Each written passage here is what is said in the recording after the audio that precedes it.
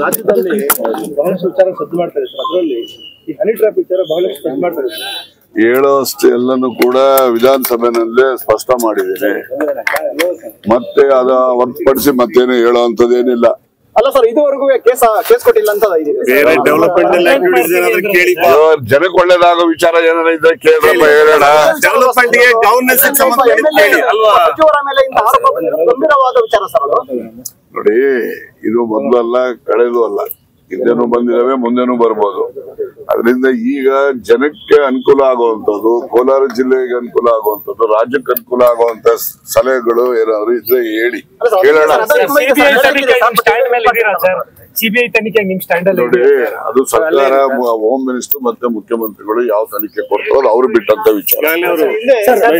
ಶಿವಕುಮಾರ್ ಅವ್ರ ಜೊತೆ ಒಂದು ಅರ್ಧ ಗಂಟೆ ಮಾತಾಡಿ, ದಿವಸ ಮಾತಾಡ್ತೀನಿ, ದಿವಸ ಮಾತಾಡ್ತೇನೆ. ಬರ್ರಿ ಮುಂದಕ್ಕೆ.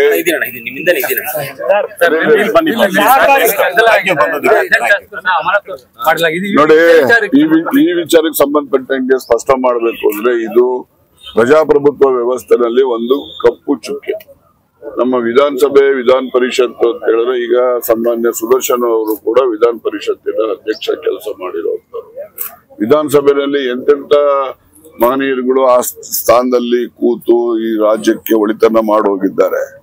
ಯಾವ್ದಾದ್ರೂ ಒಂದು ನಿರ್ದಿಷ್ಟವಾದಂತಹ ಜನಪರವಾದಂತ ವಿಚಾರವನ್ನು ಇಟ್ಕೊಂಡು ಹೋರಾಟ ಮಾಡಿದ್ರೆ ಒಪ್ಕೋಬಹುದು. ಏನಿಲ್ಲ, ಬಜೆಟ್ ಮಂಜೂರಾತಿ ಮಾಡಬೇಕು, ಇವರೆಲ್ಲ ಮಾತಾಡಿಲ್ವಾ? ಇವರು 2 ದಿವಸ ಮಾತಾಡಿದ್ದಾರೆ, 80 ಜನ ಮಾತಾಡಿದ್ದಾರೆ ಬಜೆಟ್ ಬಗ್ಗೆ. ಅವರಿಗೆ ಉತ್ತರ ಕೊಡ್ಬೇಕು ಬೇಡ ಮುಖ್ಯಮಂತ್ರಿಗಳು? ಸುಮ್ನೆ ಬಜೆಟ್ ಮಂಜೂರಾತಿ ಮಾಡಿಕೊಂಡು ಜನಕ್ಕೆ ಗೊತ್ತಾಗದೆ ಹೇಗೆ? ಅದನ್ನ ಅವರು ಬಜೆಟ್ ಮೇಲಿನ ಉತ್ತರಕ್ಕೆ ಇವರು ಅಡ್ಡಿ ಮಾಡ್ಬೇಕು ಅಂತ ಹೇಳಿ ಈ ರೀತಿಯ ಒಂದು ಇದು ಪೂರ್ವ ಯೋಜಿತ ಪಿತೂರಿ.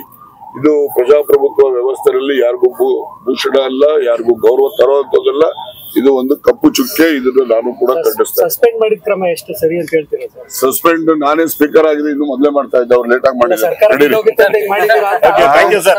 ಸರ್ಕಾರ ನೋಡ್ರಿ 5 ವರ್ಷ ಇದ್ದೇ ಅಂತ ಬೀಳೋ ಪ್ರಶ್ನೆ ಇಲ್ಲ. ನಡೀರಿ, ನಿಮಗೆ ಹೈಕಮಾಂಡ್ ತೀರ್ಮಾನ ಮಾಡಿದ್ರೆ